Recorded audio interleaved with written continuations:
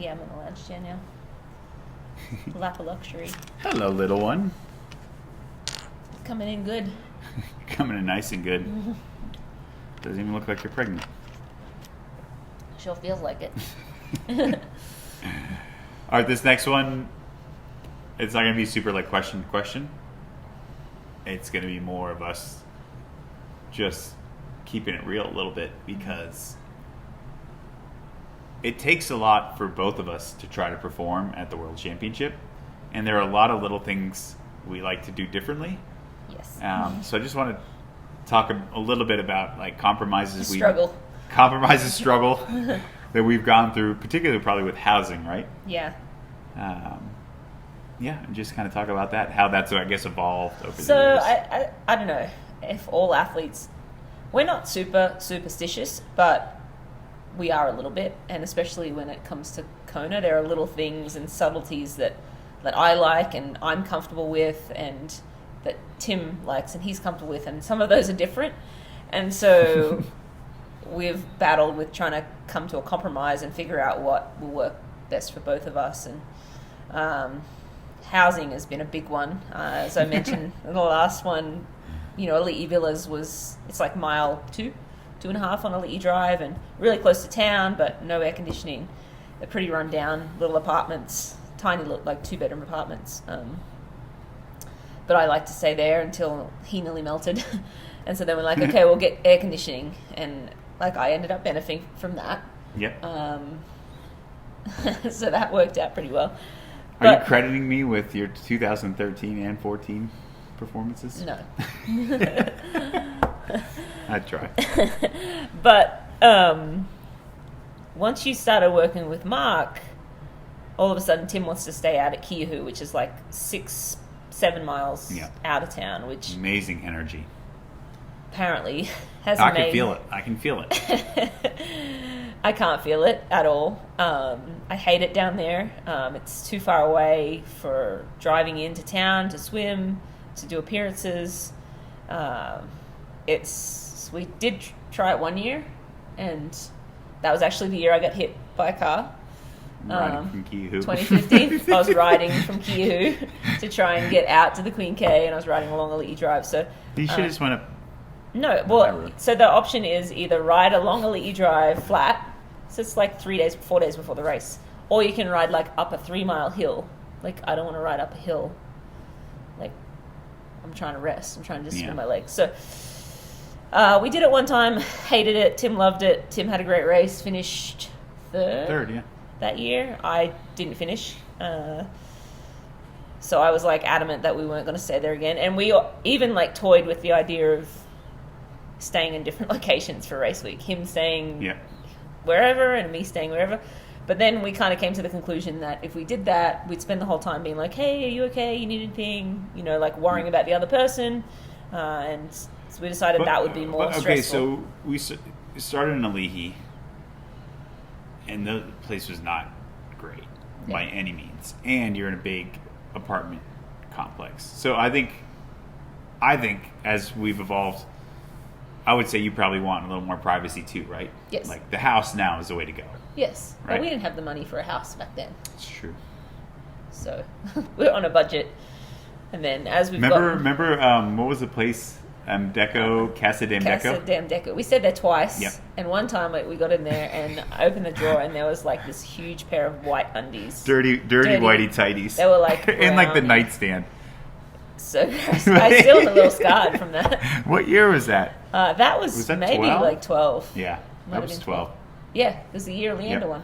I remember because they were doing the documentary that year too, the filming. And then one year we stayed there as well. We were on the top floor. We had that awesome view. Yep, that was a few years later. That was 14. Yeah. Right? But here's you learn all these things. Like, I also learned, like, hey, I don't want to walk up a ton of stairs race week, right? Yeah. Like, we're on the top floor, which is awesome because you got an amazing view and you're on the water. Except, but there's no elevator. Yeah, and you got unloading. Carrying groceries. Carrying bikes. Water. Bikes. Yeah, so that's not ideal either.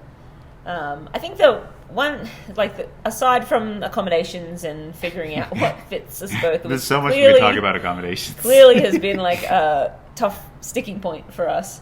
Other things that we've kind of had to figure out as well is, I have had my team sort of in place, like Shannon Delaney, Wendy Ingram, and Siri Lindley. They're my people in Kona, and Tim has his team, and it's really important for us to have our own teams, and like people that we can talk to and plan with, and someone to drive us around and get us in and out of appearances. I don't know that you had anyone looking after you for appearances initially, but yeah, one year, actually the year remember Mary Miller helped me out one year? Yeah, Mary Miller helped you out, and then you had John Jones. Yep, and Samir at the beginning. Yeah. So I had managers helping. Yeah. The great thing about Shannon and Wendy is that they've been in Kona for like 20 Yeah, they 30, know 20 that years. routine. They know the routine. Like they shine that week. And they just know everyone so well, Yep. and so they can just get you in and out of, events quicker than anyone else. Like Wendy's got the scooter, Shannon's got the car, and actually they've helped you out a couple of times too, just making sure we're not staying over time, staying on our feet too long, being in the sun too long, and all of that's, it sounds like we're whinging, but Kona week, like I have, or in the past, probably have about 16 sponsors now, but I've had like up to 20 sponsors, and each of those sponsors want like something. We want 30 minutes here, we want you to do a signing here, we want you to speak on the stage here, and obviously it's race week, so you're trying to rest as much as you can, you need to still train, and then you've got your press conference and your official obligations, and then media commitments outside of that. So it really is a ridiculous week. It's like a circus, but having a good team there is key. Yeah. I think another growing pain we had, and a lot of this is, I think, has been you had already established, My routine. Yeah, you had already won before I even started doing the race, right? So you were kind of setting your ways. You had your routine. So a lot of it was me trying to find what worked for me versus just going with the flow. Yeah. And I think that's been part of my growing. Yeah. And I think like the flying dates, the travel dates was a big part of that. Yeah. Because in 14... Yeah, initially you were trying to fit in with my framework. Yeah. And it didn't really work for you. And No. so kind of... I don't know what Izzy's talking about over there, but part of that was you finding your own like routine and comfort level of what made the most sense. And the years like 11, 14, I think 11 and 14 were the 2 years I went in on Rinny's travel schedule, which was 2 weeks out. 2 weeks out. Horrible races. Mm-hmm. And I think I just,